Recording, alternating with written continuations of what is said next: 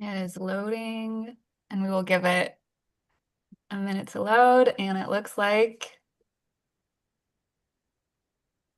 we are in. Great job. It is loading, and we will give it. Thank you for muting. We are in. It So is looks like loading. a little delay.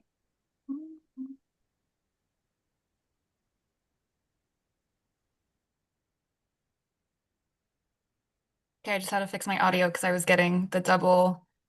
A Oh, little delay. and I will start the webinar.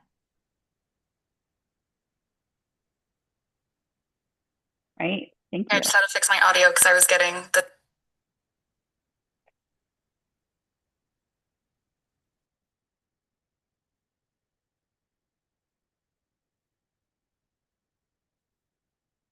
Okay, welcome folks. We're here about 5 minutes early, so I'm just gonna go off camera and on mute for a few minutes, and we'll be back right before 5:30 to get us started.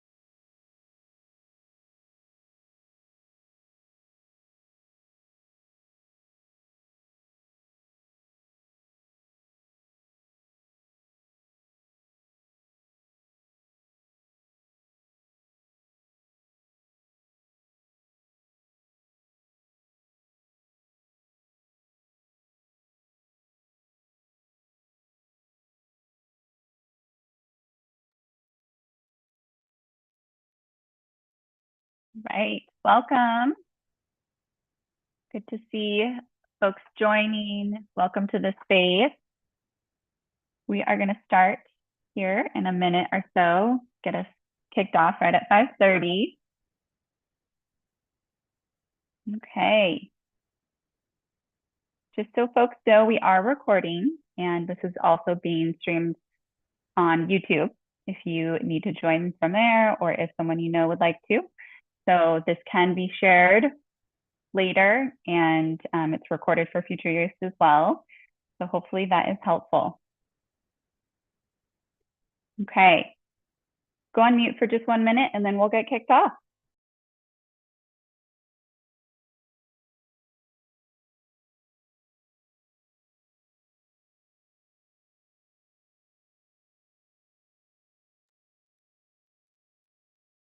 All right.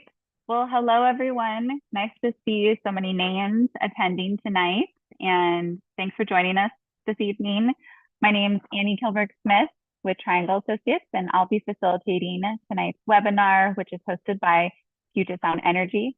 So whether you're here asking questions or to stay informed and updated, we're just really glad you made time this evening and took time out of this dark evening with us. It almost feels like we should be joining by candlelight with the darkness coming upon us so early these days. But to get us to the topic, today's session is part of a much broader effort to plan for a clean energy future. And just want to let you know that your participation, your questions, your thoughtfulness really helps take some shape to that future with Puget Sound Energy. So tonight we're going to be talking about customer priorities for a clean energy future. We've got several folks, and if you want to go to the next slide, I'll go over some of our technical components before we dive in. So for a technical check, you're going to see your Zoom controls either at the top of your screen or at the bottom of your screen, depending on your device. And that's where you can find closed captions in multiple languages. If you'd like translated captions, that is available to you. If you would like to ask a question of our presenters tonight, please use the question and answer tool. So you can just click on that where that kind of turquoise bubble is and put your questions right in there. Puget Sound Energy is going to be answering questions live tonight, verbally and in that Q&A pod, just depending on the time available that we have. So please go ahead and place them there. Please refrain from putting them into the chat. That tends to get pretty loaded up with other comments and waterfall activities tonight. So we'd prefer that you use that to engage with each other. But if you have questions for Puget Sound, please go ahead and put those in the Q&A pod. You can also use your reactions and just know that this is a webinar format. So we're gonna, while you can see other attendees, our panelists are gonna be just responding into that Q&A section. And then if anything doesn't get responded to tonight, it will be included in the webinar recap that will come out in a few weeks from now. Okay, next slide. So before I get into the facilitator request real quickly, just wanted to mention that there is a gift card raffle. So we know that your names were all put into a raffle and those will be drawn in the next couple of days and the winners will be notified via email from Puget Sound Energy. And in order to have a really nice and constructive conversation tonight and have things run smoothly, we're just going to ask that you keep your questions focused on today's topic, energy, and all the customer programs so we can stay on track. And then PSE is going to do their best to answer as many questions as we can live, like I mentioned, or will be followed up in the webinar recap. And then if you think of something after the session, please go ahead and put that into a feedback form, or you can email isp@psc.com and we can put that feedback form into the chat for y'all. And then just want to thank you in advance for keeping things constructive and focused, keeping the chat constructive and focused as well. And we just really value your participation and taking time away from your evening to be here. Okay, next slide. We have a safety moment for tonight. So as you know, storm season is here and we want to just encourage you to take a few steps to get ready for that. So before a storm, we want you to make sure you have an emergency kit handy and accessible. We want to make sure that you're also unplugging sensitive electronics like computers. If you're in a flood zone, review basic flood safety tips. And then during an outage, using flashlights, not candles, to avoid fire risk. And that also means making sure you have batteries on hand, keeping your fridge and freezer doors closed so that you can keep your food nice and preserved. don't use a gas range or indoor cooker or grill for heat. And then make sure that you have PSE's outage resources for updates. A little preparation can go a long way. So we just want to make sure you're keeping your household safe as we enter into these colder months. Okay, next slide. So as for our team today, we've got several folks from Puget Sound Energy that you're going to be hearing from. We've got Ray Outlaw, who's the Manager of Communications Initiatives. We have Heather Mulligan, Manager, Customer Clean Energy Solutions, Tom Smith, Supervisor, Customer Energy Management, and Malcolm McCulloch, Manager of New Products and Services. I'll help guide us through the conversation, but we want to thank Ray, Heather, Tom, and Malcolm all for being here tonight to help us take through these important topics and making sure that PSE is doing what they can to meet customers and communities like yours. Okay, next slide. One more. So we have our agenda for tonight. As you saw, we had an earlier webinar. This is our second one today, same topic covered. But after we get through this intro session, Ray is going to be setting the stage for how we got to this point. Then Heather is going to be talking about why customer participation is essential to the clean energy transition. We've got Tom and Malcolm, who's going to be walking us through load flexibility and how shifting energy use supports grid reliability. Heather's then going to share customer solar opportunities, followed by Malcolm with battery storage options. And then we'll end with some time for some final questions and a brief wrap up. And I know there's lots of different topics that we're covering tonight, but if you can try to keep your questions on topic, that's super helpful for us. And let's see, anything else on my list here? Nope, I think that's it. So just a reminder, we're recording tonight. And with that, I'll go ahead and hand it over to Ray to kick us off. Thanks, Annie. Good to see you all tonight. Thanks for making time to chat with us. Go ahead and flip to the next slide, please. I just have one real content slide here to orient everyone. So we're in the fourth set of meetings in a series of meetings around our integrated system plan, the first of its kind in our state, and we'll be filing that in April 2027. If you missed our previous three meetings, no worries. They are on YouTube and also available on our website. So you can go back and catch some of those topics or all of those topics if you'd like to. And then in 2026, we'll be coming back. That single dot for 2026 where it says multiple will expand to a number of meetings as we dive deeper into this first integrated system plan and continue to have conversations with all of you about what that plan looks like and how we'll use it going forward. So stay tuned, take a look back at some of the past meetings if you haven't had time. And with that, I'll turn it over to Heather because I know we want to get into the content tonight. Thanks so much. Good evening, and thanks for being here. So I just want to set some context before we get started tonight, talk a little bit about how, as we start to talk about how customers can participate in this clean energy transformation, I want to set the stage for why that's really important and how that might look different than it has in the past. Next slide, please. So I think one of the things we really want to acknowledge is that the road to a cleaner energy future is definitely complex. We're seeing that demand for electricity is significantly increasing. Our current forecasts show that energy consumption is likely to grow around 15% over the next 20 years. And this is due to things like electric vehicle charging demand, changes in state building codes in favor of more electrification, increasing installation of air conditioning in the region, as well as an upward trend in new large customer load requests. In order to support this growth and adopt more cleaner energy solutions, the grid needs to be expanded and modernized, and significant amounts of new generation are needed. PSE is adding a lot of large-scale renewable energy projects, including wind and solar, but our focus tonight is really on what's happening more at the customer level, or what we consider the distributed energy resource side of things. This is, again, things like wind and solar and batteries. But one of the challenges with those resources is they're also intermittent and not always there when we need them most. So next slide, please. So setting up kind of what the challenges are, I think these challenges just provide us an opportunity to look at things differently than maybe we have in the past. Traditionally, the relationship between the utility and our customers has been fairly straightforward. You flip on a switch and we make sure that the power is there for your lights to turn on. That part hasn't changed, but what we do see is more of a partnership with our utilities in how we manage the system and some of these challenges that we mentioned.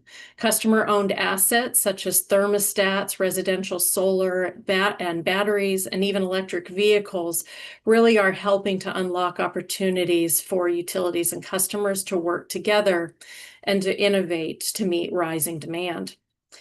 For instance, demand response programs incentivize customers to reduce or shift their energy usage during periods of peak demand, like a cold snap or a heat wave. So all of these things contribute to really how we're looking for forward to moving into the future with our customers and set the stage for what we're going to talk to you about tonight. Next slide.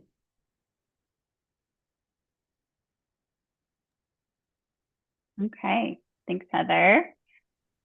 And while we're waiting, I'll go ahead and see if, just make a call out to see if anyone has questions. And while we're doing that, I'll go ahead and put a activity just in the chat. We'd love to see some responses waterfall in. I'm putting it in the chat right now. I'll go ahead and read out loud, but have you ever taken part in any of PSE's renewable energy programs for your home? If so, please type any that apply. For example, green power, solar, choice, community solar, or net metering. So it'd be great to see some of those responses come in. And if we have questions for Heather as well, please feel free to put those into the Q&A pod.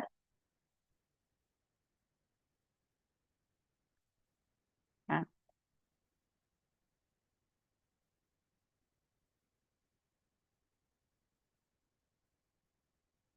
Great. Seeing some things come in. So net metering, folks have used that before.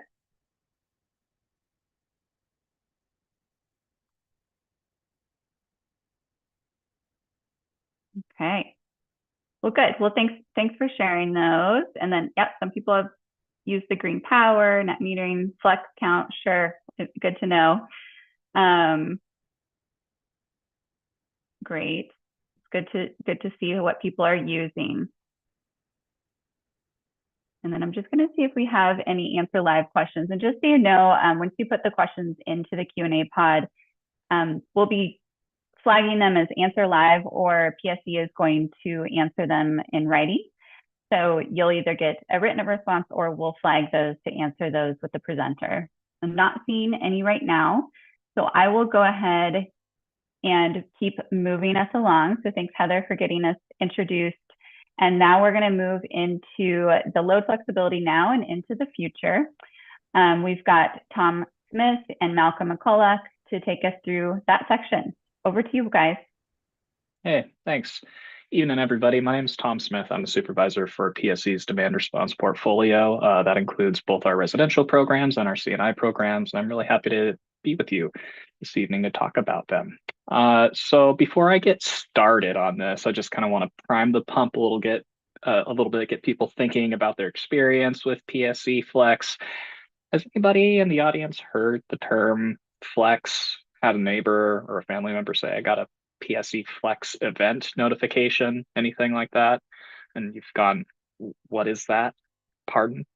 Well, we're going to learn. If you don't know what that is, we're going to learn what that is. So let's jump in to the next slide and we'll start learning. PSE Flex, really simply put, is just a demand response program. It covers a whole bunch of different ways to perform and participate in demand response to make it really, really easy for folks like you and me to actually participate and gain benefits from it. So some of those benefits could include things like earning money for your participation, supporting the community and creating a more robust resiliency answer to our growing energy demand, mitigating risk for different types of buildings, depending on if you're a facility manager or not. And then again, really making sure that whether you're in the residential sector like me, or in a C&I sector like a facility manager, you're creating resiliency measures. So if, weather gets really extreme, and energy demand keeps growing and growing, we have a way to meet that head on instead of being reactive to it.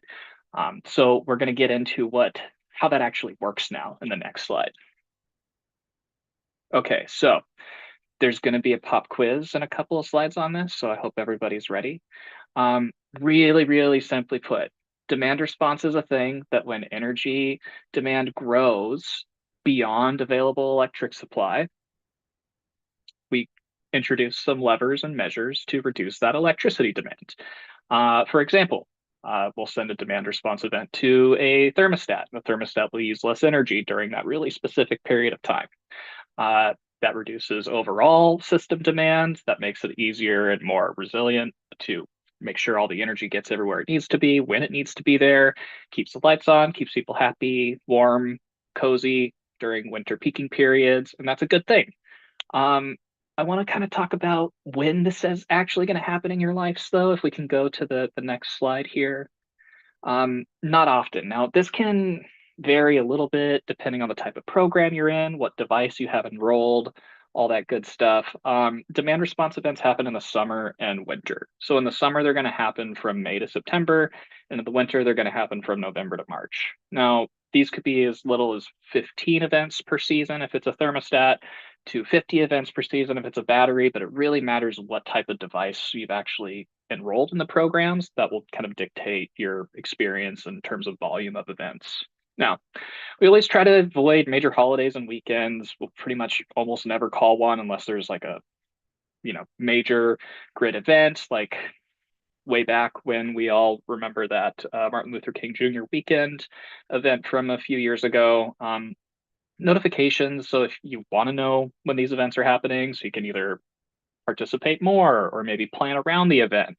They come day ahead, either by email, text, phone call, maybe an app on your device. It all depends on the type of program you're enrolled in. So it's really important to make sure that when you enroll, you take a look at the website that we have for each program so you can learn like, oh, I have a Nest. That means that the event notification will appear on my Nest thermostat.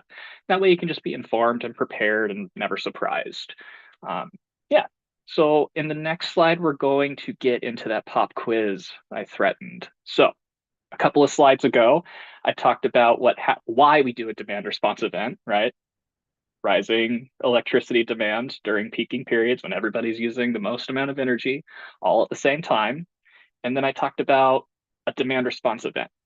Now, we call our demand response events flex events. So that's why I asked that question. Have you ever had a neighbor come to you and say, hey, I got a flex event notification? What is that? That's what this is. So this is an example of what happens in a commercial industrial facility, but it's really the same at like my house or your house. The KW number on the side there is just smaller, right? Instead of 800 KW, it's probably closer to 3 KW. But it's the same concept. So we see that peaking demand growing and growing over a couple of days. We see the forecast growing and we say, hey, we might need to press the demand response button. So fast forward to the day of the event, the flex event, the demand response button gets pressed. All these cool signals go out to different devices, or if you don't have a device, your email or your phone through a call or a text message. And you either take manual actions to reduce your energy usage a little bit, or let your thermostat or EV do the work for you. Over that small period of time, energy usage goes down a little bit because we've all modulated together to reduce our energy usage. And then after we've got out of that peaking period, things go back to normal. So it's really designed to attack super heavily peaking periods without really disrupting your lives. Now, one of the really important things I think to note here is regardless of the type of program, if we want to go to the next slide here, and I know this is a bit of an eye chart, but I'll make it easy for everybody. The only reason I included this is because I want to make sure everybody sees how many options there are and that no matter what type of device, or if you don't have a device, you can still participate and benefit. But I digress. It's really important to know that regardless of what you have or what your capabilities are or where you live or what kind of home you live in, there's something for you, right? So if it's a thermostat, the thermostat's only going to change a couple of degrees for a very short period of time. Then it's going to go back to normal. Same with batteries or water heaters or EVs. It's a small modulation in our energy usage for a small period of time. It's designed to be fairly invisible. That can change a little bit in programs like Flex Rewards or Flex Events, where there isn't a device associated with it, but it's still really easy to participate because all you have to do is, instead of running your laundry or your washing machine during the event itself, you just pause, wait for the event to end, and then press wash. Or instead of watching your show right now, maybe read a book or catch up on folding the laundry that you did before the Flex event to shift your load to earlier in the day, and then watch your show after the event's over. But these are all the programs that are available to you. So water heaters, batteries, EVs, thermostats. And then if you don't have those, that's okay. You have incentivized and unincentivized behavioral programs. Now, this is a lot, and we've tried to make it as easy as possible for you to participate. And I'll get into how in the next slide here. Cool.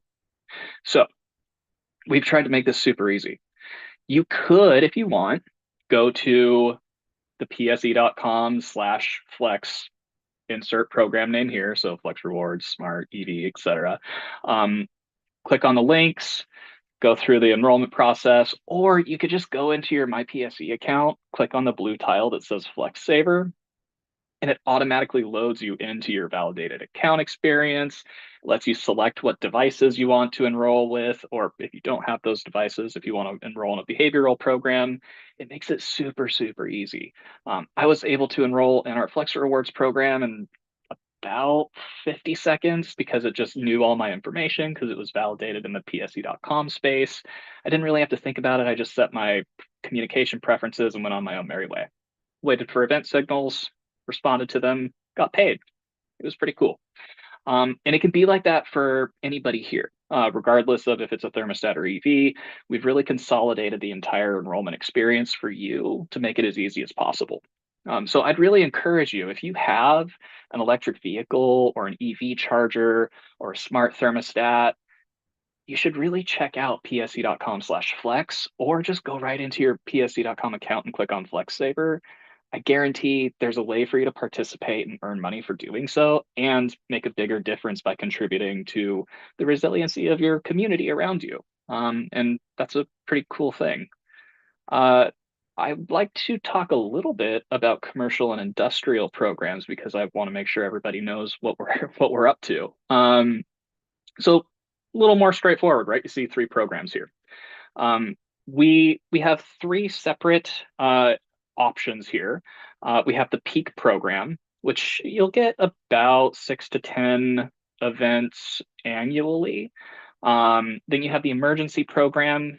That's a really scary name, but it basically just means if conditions exceed a comfortable threshold for the people who manage our energy and distribution system, which doesn't happen very often, but it's good to have a plan, right?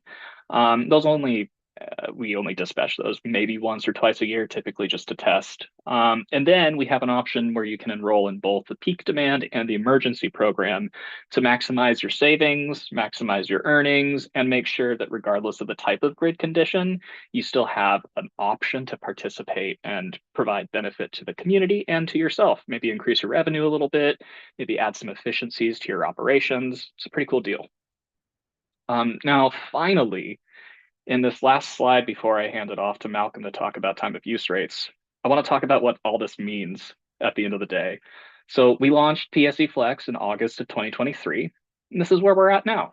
And I think it's really important to note that this is all because of folks like you participating and making a difference, right? Like, we have a little more than 500,000 customers enrolled in the program.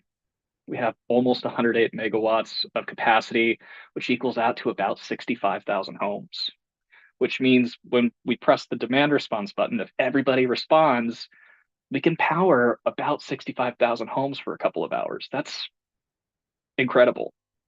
And because of that, we've been able to pay out customers for their participation directly close to $4 million. And that's just because people have heard the call, they want to make a difference, and they want to contribute. And as a result, they kind of pay themselves forward, right? They help make the world a little bit of a better place. They help reduce our emissions. They help keep the lights on, and they, get some gas money on the side too, which I am a fan of.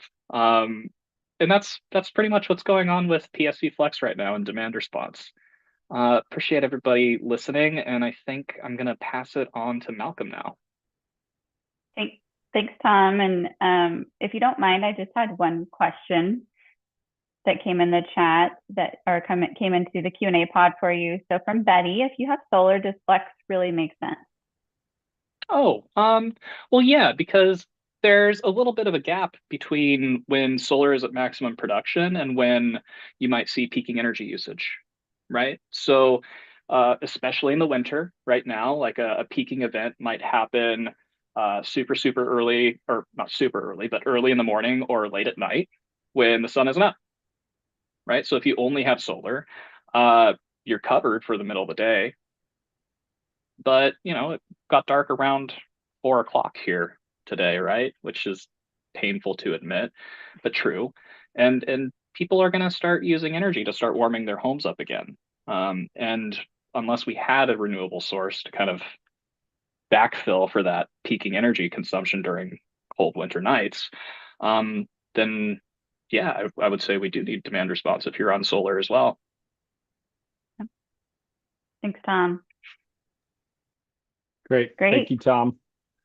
Sorry, Annie, to jump in here, but I'm excited to engage with you all to talk a little bit about time of use rates. And this is just another arrow in PSE's quiver that we're offering to customers to help with this load flexibility concept that Tom just talked about as it relates to addressing the peak demand periods. So time of use is really a construct in which we are encouraging customers to shift their energy usage out of those peak periods using time-based rates that are adjusted in different peak and off-peak periods. The objective of that is really to ensure that we can help reduce demand when pricing of supplying energy is really high, which is usually, as Tom just said, 5 to 8 p.m. On the evenings. And then for our TOU, we were also looking in the winter at about 7 a.m. to 10 a.m. And again, the objective here is to just look at new ways to provide customers more rate options that they can choose, and to promote also the expansion of renewable energy integration with demand side pricing signals that help customers make choices of how and when they use the service. So let's go to the next slide. So wanted to just give you a rundown of a bit of work that PSE has been doing for the last 2 years. We've been running a pilot testing various different rate designs for time of use. We've had about 9,800 customers participating since October 2023. That pilot just wrapped up at the end of September. And the real intent there was to validate whether we could lower peak demand by providing pricing signals to customers through energy-based rates to get them to move their usage. And it was also for us to gather feedback. So what you're seeing here on this slide is a little bit of our approach to doing that. And what we really learned through the process is getting people to participate requires us to provide them with very detailed, personalized information about how that rate change may impact them and what decisions they need to make as a energy user to maximize the value or the savings they would get from that service. We were able to exceed our expectations. Normally, you see about a 3% benchmark as far as participation or enrollment from customers. We were able to get over 5% of our customers that were offered this opportunity to participate in the pilot enrolled. And then part of the enrollment process is then giving them online tools to do that comparison. And 94% of the customers we engaged said that that really helped them make the decision to make the change. And finally, we did some additional work on the back end, which I'll talk about a little bit in the next slide, to help customers continue to repeat their success on the time of use pilot, and tools to make sure that they're staying on track. So I will just say in general, the results from our time of use pilot study was highly encouraging. We saw customers reducing their peak demands anywhere between 5 and 11%, depending on the season. And for our particular rate that we had, which is a 3-tier TOU rate, time of use is TOU, which was designed most specifically for EV drivers, that had a very low rate at the middle of the morning, so late at night, which would encourage them to charge their vehicles when everybody's asleep and not using energy. And those folks saw about a 20% move of their shift of their load out of the peak. But on average, all of our residential customers save money using the TOU service. And additionally, which was something we were not expecting, is customers actually also reduce their annual total energy use alongside of just shifting. So a lot of bill savings opportunities through this mechanism. Let's go to the next slide. So just wanted to talk a little bit about the communication tools that we deployed in this process. And we intend to bring, to bear when we look at a broader application for our customers. But really the focus here was to provide engaging information that would encourage sustained customer behavioral shift. So what we would provide is, again, an email that would welcome them to that time of use service. On a weekly basis, we provide them an update. And this is really sort of what we call rate coaching. So it gives them a snapshot to how they're performing, but also some ideas on what they might do to improve their outcomes. And then in the bill summary, we also did provide them some breakout of the monthly outcomes. And then customers are also able to set bill alerts. So if they wanted their bill to remain within a certain threshold, they could set that statistic in the system. And then if they were getting close to that towards the end of the month, we would notify them so they could just take further action. And at the end of the day, we wanted to put the tools, the information in the customer's hands to make the choices to save and make it their decision. Similar to what Tom just said, most of the things that we saw from customers was that they were, doing things like modifying their laundry habits or dishwashing or changing how they manage their lighting or appliance use patterns. And all those things are really the kinds of actions that we want our customers to take to get back to what Heather alluded to, is this two-way relationship where we're really working in concert with our customers to mitigate costs on the system. Okay, Annie, back to you. Thanks, Malcolm, for that information. And I haven't seen questions come in yet, but if you have questions for Malcolm and Tom, we have a few minutes before we keep moving. One question we had for you, we'll go ahead and put it in the chat, and PSE was curious about, was just, do you remember seeing any PSE communications about the Flex program? And if yes, please feel free to share what stood out to you the most or what you liked the most about those. Would love to hear from you all. That type of feedback is very helpful for Puget Sound Energy.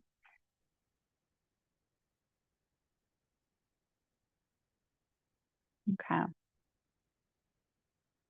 And while folks maybe think about that, we'll keep us going and move. And so we'll move into our next topic, which is going to be customer solar opportunities. And Heather's going to continue speaking on this one. So thanks, Heather. Over to you. Thanks, Annie. All right, if we could go to the next slide, please. So for a number of years, we've heard from customers that they want more options for how they can support either directly or indirectly different renewable energy resources.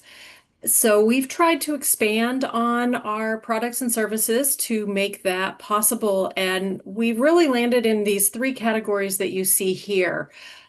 Things like green power that you may have heard of, where customers can indirectly support renewable energy generated in the region. They can match some or all of their energy usage through a portfolio of resources.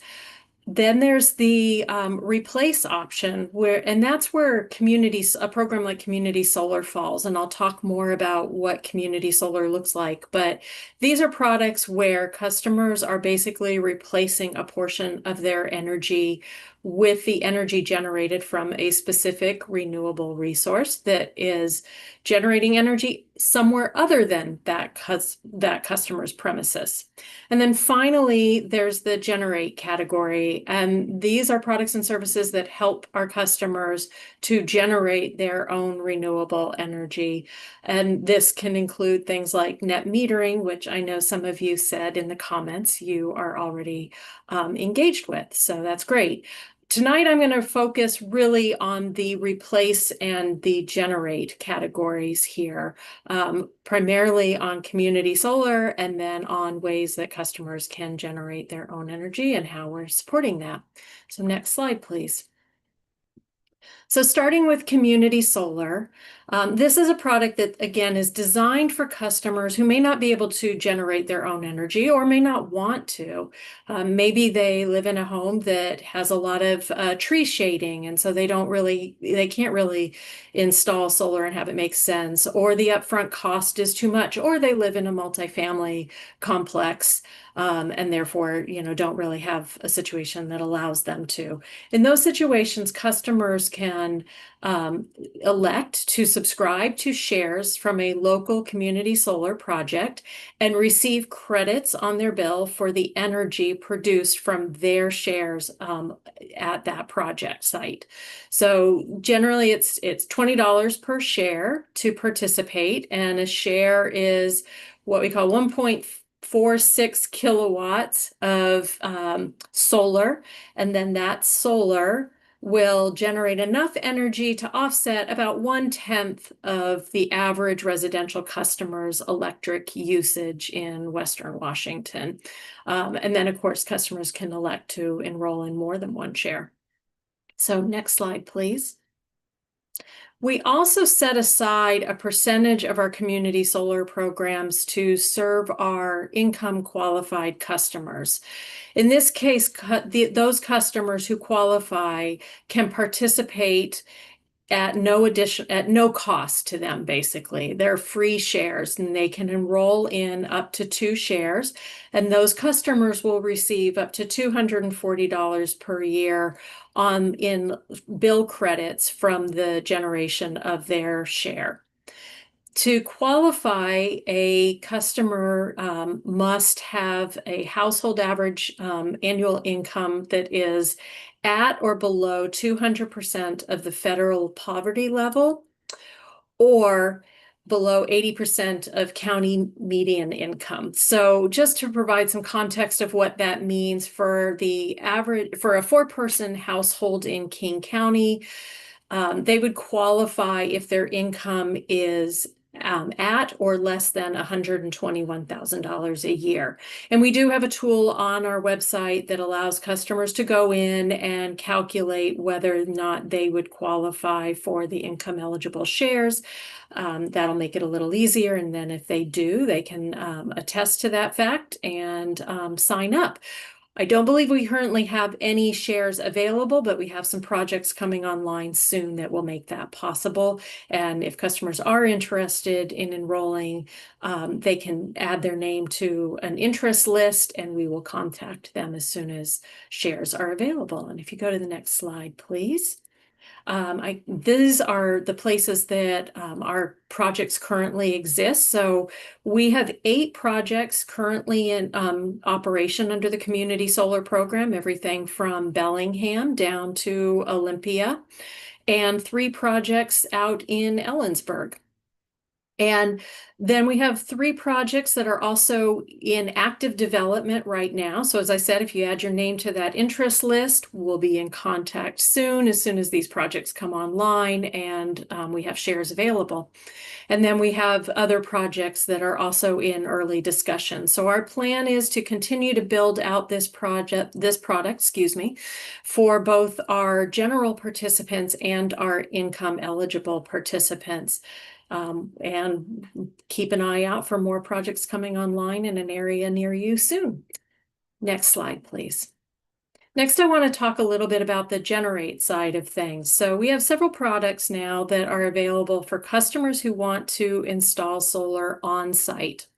And so what this looks like is, for instance, you have solar on your home and you are generating energy from that solar, but say you aren't at home while that solar is generating, and therefore your loads at home are fairly low. And then what we allow is that your energy can flow back onto the grid, and we will make sure that you receive some form of compensation for that energy that is returned to the grid. Similarly, If you are using more energy than your solar is producing, so say right now you have solar on your home and it's dark, the solar is not producing any energy, but you've got your lights on and maybe your oven's on.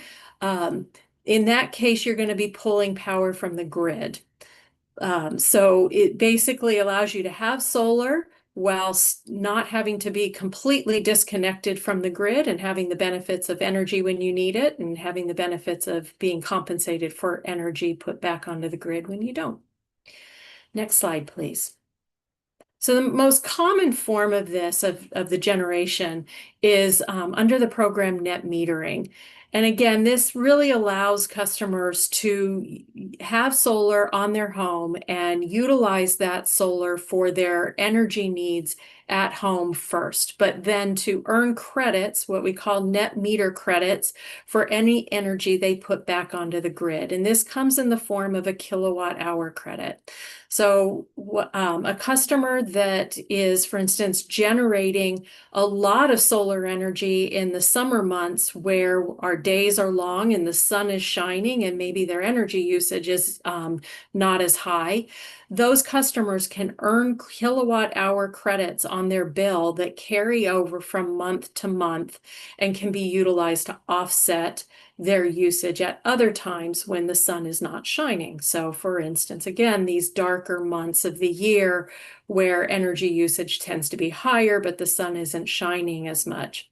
And so they generate credits in one part of the year and utilize those credits to offset energy in other parts of the year. Those banked credits do expire every year on March 31st, and then it all starts all over again. Next slide, please. So a lot of customers have been asking us about the future of net metering. And those of you who have solar may know that there is a law in Washington state that says all utilities must offer net metering until we reach a certain threshold. That threshold is 4% of 1996 electric loads. What's important to know here is just that PSE did reach our 4% threshold about a year ago. However, we've continued to offer net metering and plan to do so for the foreseeable future. At some point, we will file something with the Utilities and Transportation Commission, our regulators, and at some point they will likely approve a new rate schedule. But until that time, PSE will continue to offer net metering, and we have no immediate plans to change that.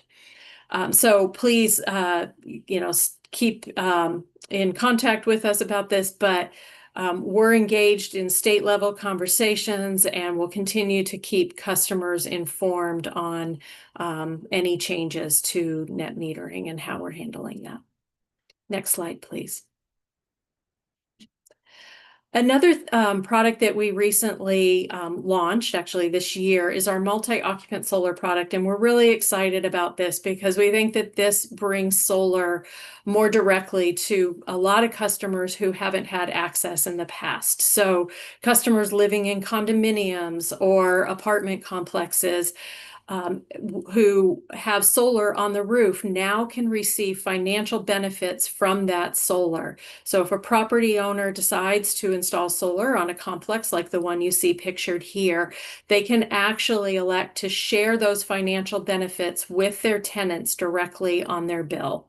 And we are starting to see a lot of interest in this, especially from low-income housing providers who are looking at different ways or different incentive opportunities or grant opportunities to install solar on their facilities and then share that benefit with their residents. Next slide, please.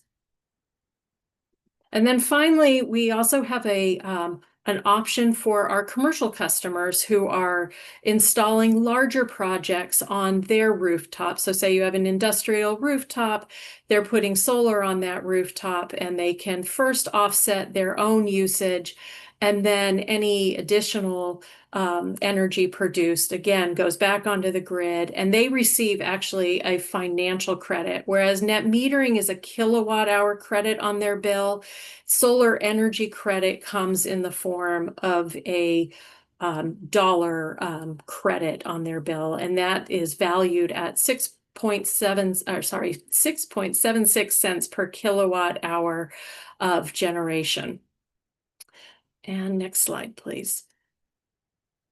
So one of the things we do know about all of these solar programs, however, is that there is a barrier to entry.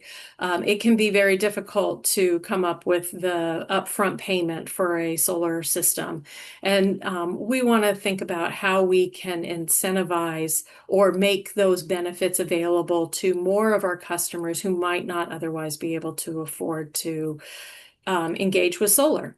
So we have been offering a number of different grants and incentives for projects that are going into community-based organizations, governmental agencies, and tribal entities serving historically marginalized communities, and others where that benefit can really help be returned to the community. And we're doing this through, as I said, grants or incentives up to $250,000. Or depending on the size, and covering up to 100% of the cost. And our objective here is to really find a way to, again, bring solar to these organizations where they can save money on their operational costs, and they can take that savings and reinvest it in their core mission of serving their community members. Next slide, please. So since 2017, we have actually been able to award over $5.3 million for 75 projects totaling 2.5 megawatts, and we're pretty excited about that. This includes organizations such as food banks, senior centers, tribal entities, their housing authorities, and other service organizations, again, where those benefits really go to help community members. And we're looking forward to announcing a new round of funding recipients here in the next month. So next slide, please. And with that, I'll take any questions that might have come in. Great. Thanks, Heather. Thanks for sharing all that. We did have one question from Betty, so might want to go back to slide 32. She was asking, what is the difference between slide 32 and net metering? So slide 32 is a little bit more general, but it is basically the same. It is the way in which excuse me, I can't talk now.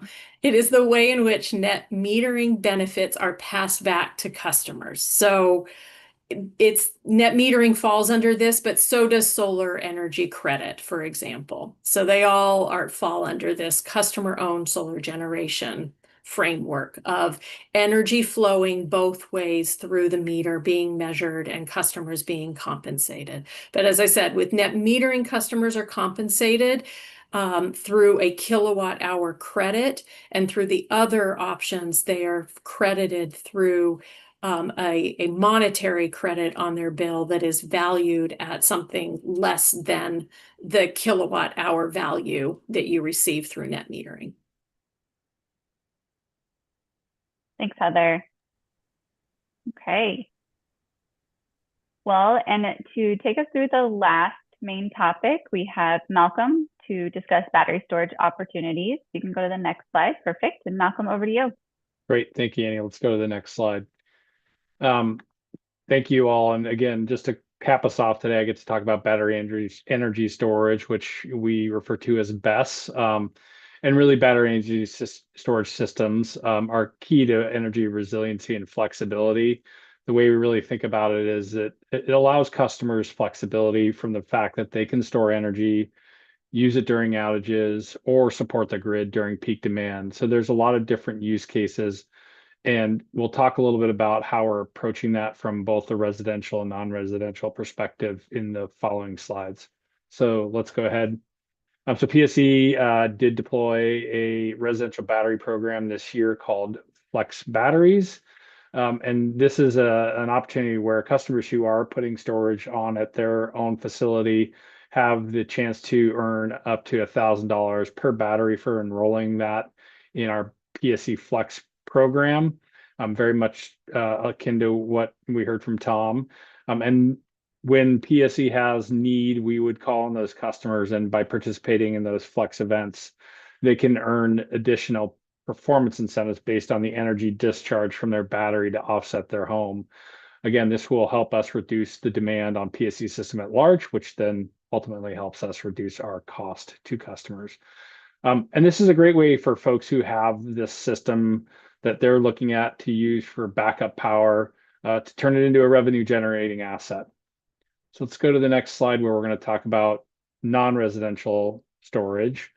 And really, again, the focus here is to allow businesses or communities to utilize storage to help manage peak loads, peak expenses, integrate renewables, and enhance the reliability of their facility.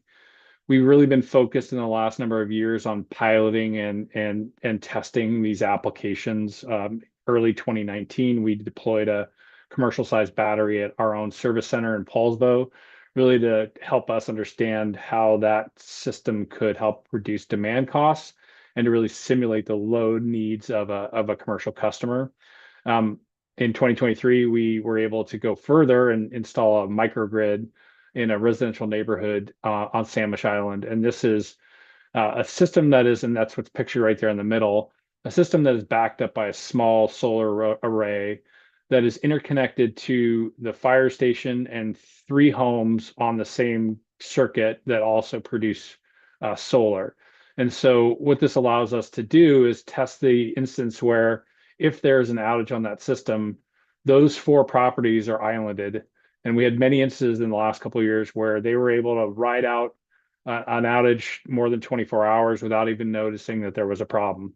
So really cool application that we're looking to make sure that we learn from so we can figure out how to explore further. And lastly, we are looking at gaining proposals from the market to look at siting energy storage projects that are interconnected to our substations that may need additional capacity. And so again, we're looking at a lot of different applications for battery energy storage that go beyond just, backing up somebody's home, but how can it provide better community benefit and benefit back to the system? Let's go to the next slide. So yes, vehicle to everything is something that we're also very interested in, and essentially, you have to think about electric vehicles as mobile batteries, and we're very much akin to determining how we can leverage those assets that people are parking in their garages or our commercial customers and school districts are parking at their fleet depots. And there are really 3 use cases that are of interest to PSE.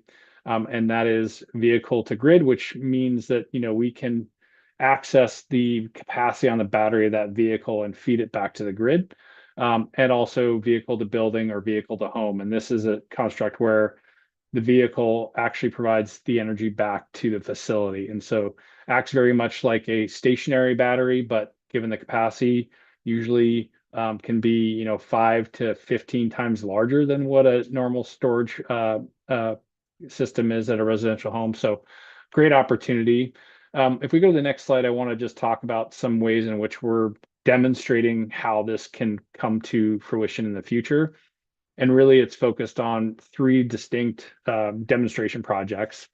So the first one is a vehicle to grid, and really excited to say that we are finalizing installation and commissioning of 6 direct fast charging. So these are DC fast charging installers installed at 2 of our school districts who have electric buses.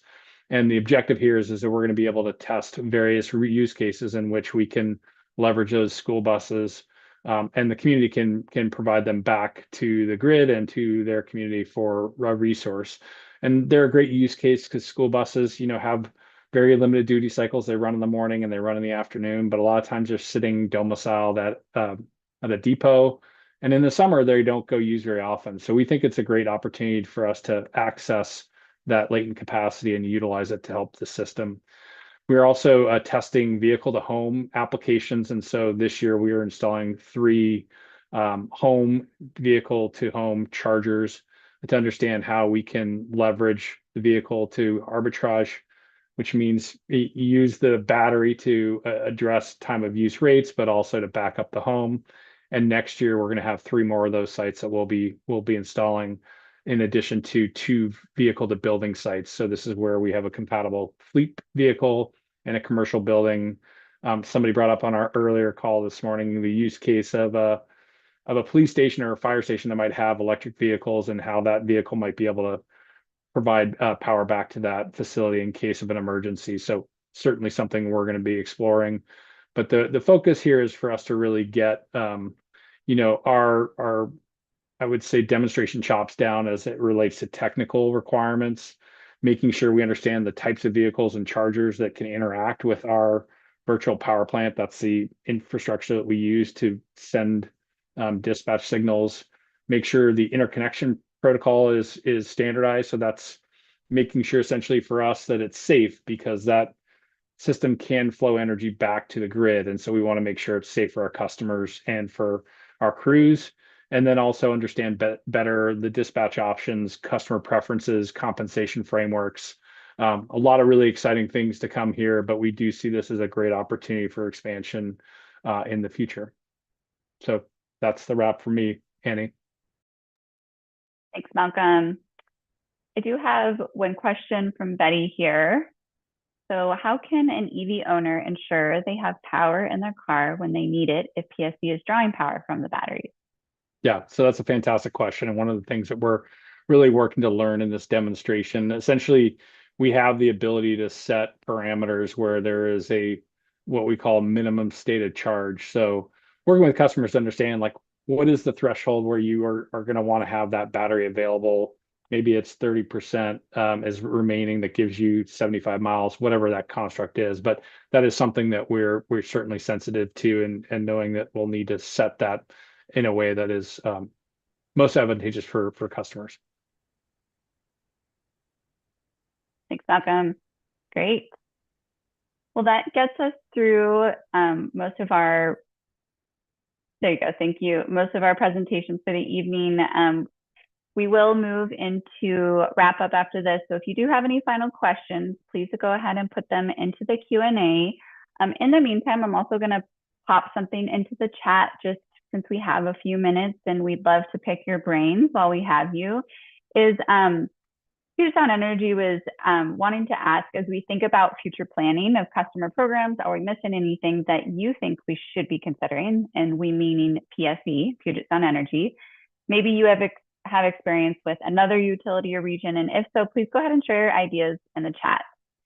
So we just popped that into the chat and would love for you all to share your thoughts in response to that, if you have a moment or have things that you think would be helpful to see. And then as folks are doing that, I'll go ahead and move us into wrap up. So if you want to go to the next slide. Great. Okay. So yeah, how can customers stay involved in the integrated system plan process? So we've talked a lot about various ways to stay to become part of a customer program today. And obviously that doesn't stop just there. There are also a lot of other ways to stay connected and help shape Puget Sound Energy's clean energy plans moving forward. So a couple things here, as you'll see, you can join the email list to go ahead and stay in the loop about future meetings and updates.